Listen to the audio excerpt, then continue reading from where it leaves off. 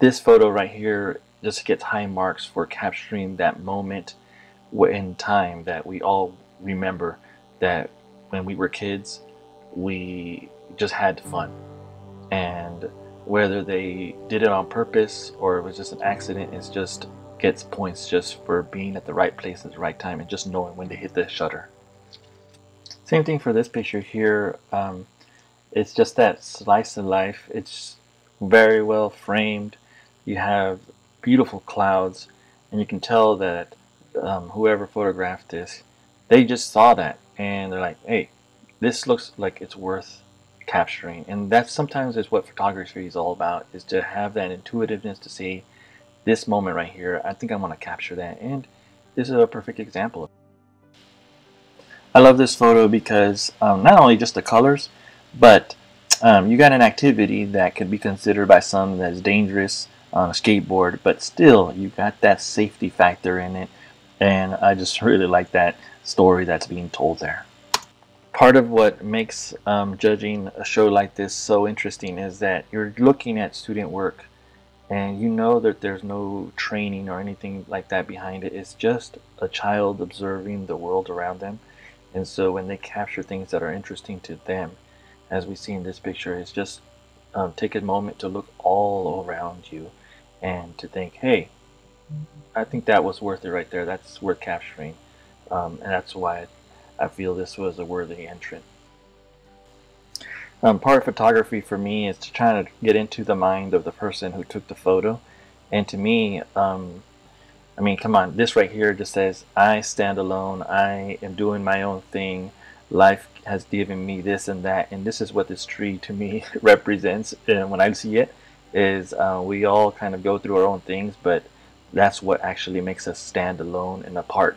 So I don't know, I'm pretty sure that's not the intention from what this was taken, but that's the impression I get. And so art does not exist without us. We're the ones that make it art, and so it means something to us and we connect with it. That's the important part, and I think that's what this image does. You connect with it on that level. I absolutely love this photo. This photo, to me, I just want to call it the conversation or the tour guide, because it just looks like they're all going to the same place. They all are taking it in, and you can tell that chicken in the front with a big crest, that one is in charge. And so I just I love everything about this. So thank you so much for taking this picture. Now we have here an example of depth of field, and usually with their disposable cameras, that's not something you get, and you have to have that foreground in front of you with the background, and that's how you can achieve that effect with them. And not saying the student or the child here was thinking, oh, I'm going to get a good depth of field. But when you get a result in photography, and as a student, you want to ask yourselves, how did I achieve this? Why did this happen? And then in understanding why, the how, you'll be able now to use that knowledge as a tool to tell a story in the future. And I think that's a good example of what was accomplished here, using that depth of field and getting that result and using it to learn and move forward and create different images in the future.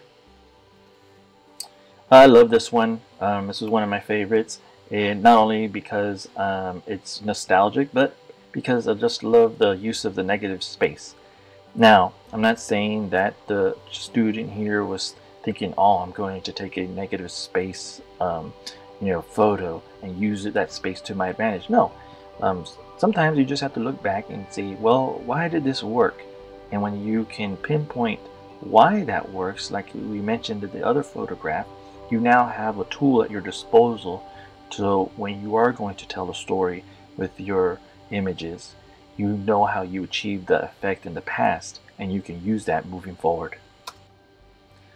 I chose this piece here to use in my sculpture because it reminded me a lot of the colors we see in the fall in the trees, and we often see people say, hear them say that, oh wow, they look like they're, that tree's on fire, because it has those similar colors.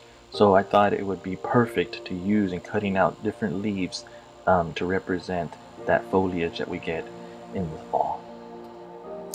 A lot of photography is all about interpreting the image for yourself, and we see here a perfect example of, we see an empty birdhouse. It is obviously during the winter that this was taken, and well, it just represents to me that, there's something that's going to be waiting for us on the other side.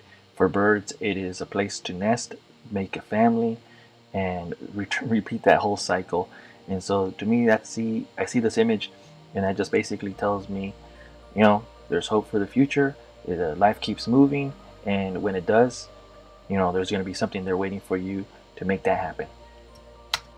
Part of the fun thing about looking at photography is trying to get in the mind and maybe coming up with a little story. And to me, what I see here is an evergreen that still has its color, and it's among other trees that have lost their leaves and have shown off their colors in the fall, and the only one that's still there with its foliage is the evergreen. And I just always find that interesting myself, how we still have that green background with these trees, while the other trees are kind of dormant and waiting for the spring to come back. We still have those consistent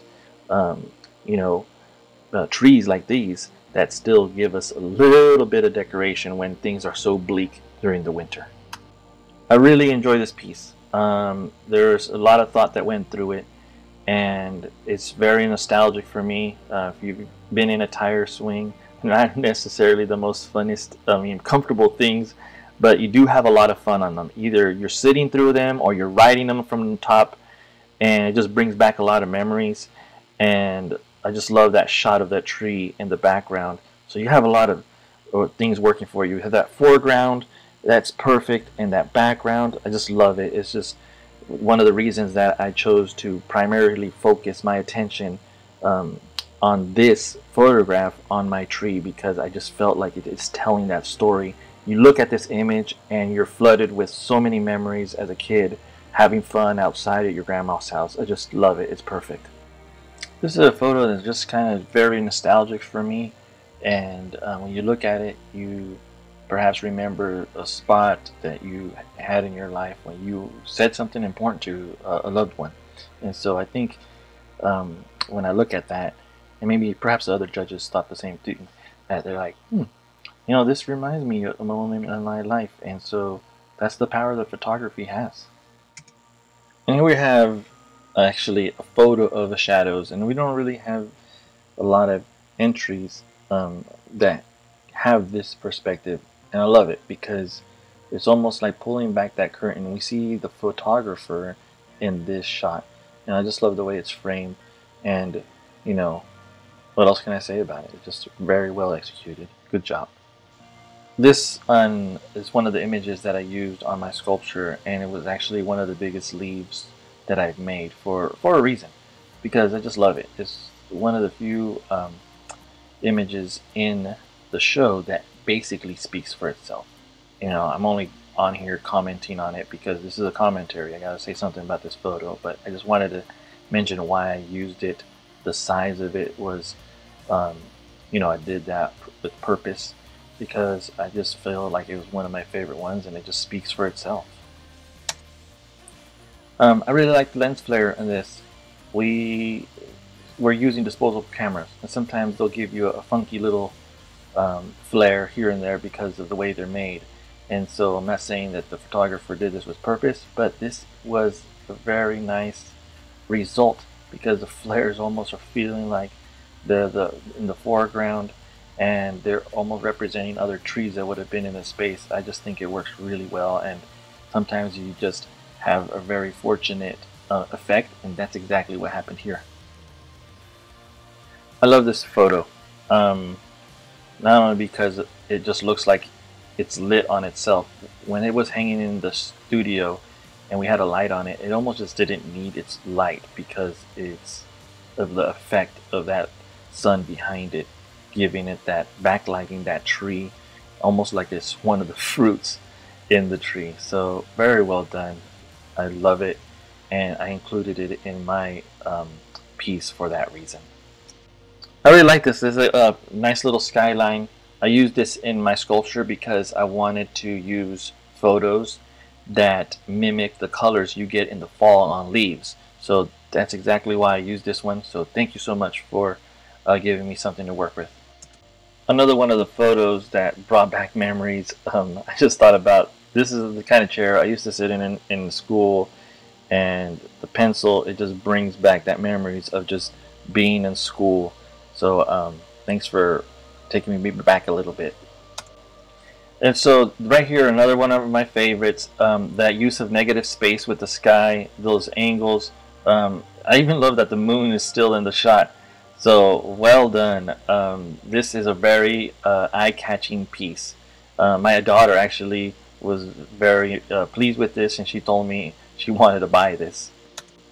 This photo works for me because of that foreground rail. We know we're elevated. However, if this was not there, you'd probably just think, well, somebody just stood over a creek with a wide lens and took this shot. But having that in the picture actually is telling us where you stood and where you took this picture from. So well done. I look at this and I'm immediately reminded of the rule of thirds, and that's really what I see here. And I just love the way this one is composed. And you have a little story of just somebody walking, taking a little walk down there, and you immediately wonder what's going through their mind. What would be going through my mind? And so, you know, it's doing a lot of right things here, and that's why it works for me. Well, here's another piece that I used for my sculpture. I love the colors in this. They mimic what the leaves do in the fall on trees. So this was a perfect photo to use for my sculpture. Thank you so much for providing it. Once again, I'm a sucker for stuff in the foreground. And we saw that in an example, the one with the creek and the rail. This one steps up a little bit and just shows us, well, now you could have just taken the picture with the tower, but that foreground, now you're telling us a story. You're telling us where you were, you know, it's just makes it much more compelling to look at. So thank you so much for this entry. Sometimes when you look at a photo, you just think to yourself, you know, I think I would actually like to be there. And who wouldn't want to be on that bench, eating your lunch during lunch, enjoying the scenery? And I feel like this photo captures that, because I'm curious, where is this place? I'd like to visit there and just have a peaceful 15 minutes. Another image that makes me want to be other than where I am at right now. I'm indoors. I'd want to be outside, enjoying nature, getting some vitamin D, feeling better. And who doesn't want to be out there and use a trail? And so to me, this basically says during the winter, people don't use trails, and you have all this foliage. So it's time to get back out there, clear those leaves, and make some memories. I love this photo because it represents to me how the earth will always take back what belongs to it. And we have this man-made piece of metal that's going down the middle of it. But guess what? The earth does not care. It's going to cover it up and redecorate. I just love how trees just show us that they keep moving. There's examples of people leaving their bike on a tree and the tree just growing around it. And I love stories like that because it just shows us how the tree in life will just always keep moving forward. I love, love, love this photo. It just reminds me of something I would maybe see on National Geographic or some publication. It's just so much going on in the right way. And he's guarding his, you know, his animals. And he's protecting them, and he's ever watchful. So I just love this. It is so good. I love it. I gotta say, in photography, I am a huge sucker for the use of negative space, and I think that was accomplished here. That the use of the negative space really works for me, and those colors. I mean, how can you go wrong with those colors? And here we go, slice of life. That's really what I see when I look at this photo. Sometimes, you know, the photos are just that. They remind you of when you and your brothers used to just stack your bikes on themselves, except my brothers and my bikes were on the ground, not orderly like this. I really like this photo because, like I mentioned in previous examples, of being a place that you would want to be. I mean, this looks like a wonderful place to capture a sunset, South Carolina is filled with many places that we can enjoy our sunsets, and so this is a good example of one of those places. And finally, we have Mr. Frosty. I love the snowman because he's almost, when they made him, he looks like he's dreading melting already. He's just been made. And with that, we come to an end of the slideshow. Thank you so much for all of that made this possible, and we really appreciate all the children that put in so much work.